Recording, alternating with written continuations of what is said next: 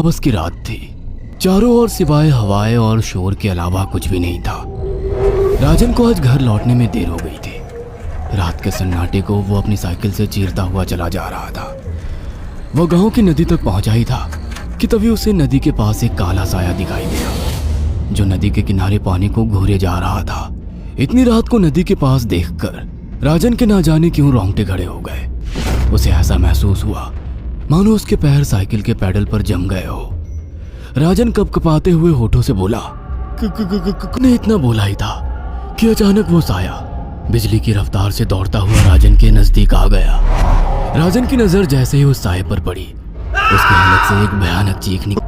अर्जुन का सारा ध्यान ड्राइविंग पर था। उसकी पत्नी शिखा कार में ड्राइविंग सीट के बगल में बैठी हुई एक मैगजीन पढ़ रही थी। शिखा ने मैगजीन रखकर अर्जुन की ओर देखकर कहा, और कितनी दूर रह गया है तुम्हारा गांव अर्जुन? बस थोड़ी दूर रह गया है, आधे घंटे में हम पहुंच जाएंगे। तुम्हारे चेहरे पर इतनी टेंशन क्यों है?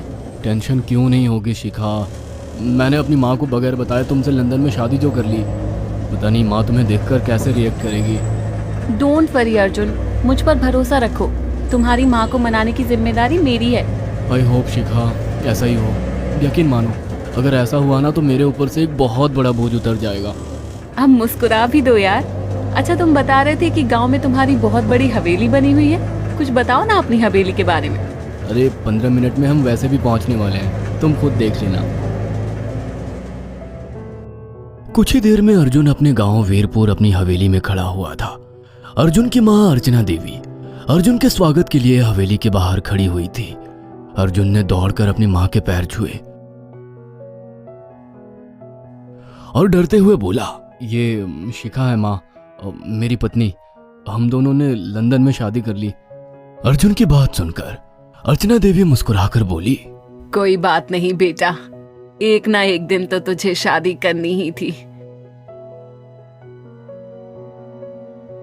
इतना बोलकर अर्चना ने अपनी बहू को गले लगा लिया और वो अंदर आने का इशारा करती हुई वहां से चली गई। अर्जुन को अपनी माँ का यह बिहेवियर देखकर बहुत ज्यादा हैरत हुई। उसे उसकी माँ इस बार बहुत बदली हुई सी लगी। अर्जुन पूरे 10 साल बाद लंदन से आया था। अर्जुन उन्हीं ख्यालों में खोया हुआ था कि उसके कानों में उसकी पत्नी शिखा की आवाज टकराई। अब क्या बाहर ही खड़े रहने का इरादा है क्या? अंदर नहीं चलोगे? कौन से ख्यालों में गुम हो गए? मुझे लगा था माँ को मेरी शादी के बारे में जानकर बुरा लगेगा, मगर माँ को तो जैसे कोई फर्क ही नहीं पड़ा। अजीब आदमी हो, ये तो अच्छी बात है। मुझे मेहनत करने की जरूरत ही नहीं पड़ी। चलो अब अंदर भी चलो। अर्जुन और शिखा अंदर की ओर चले गए।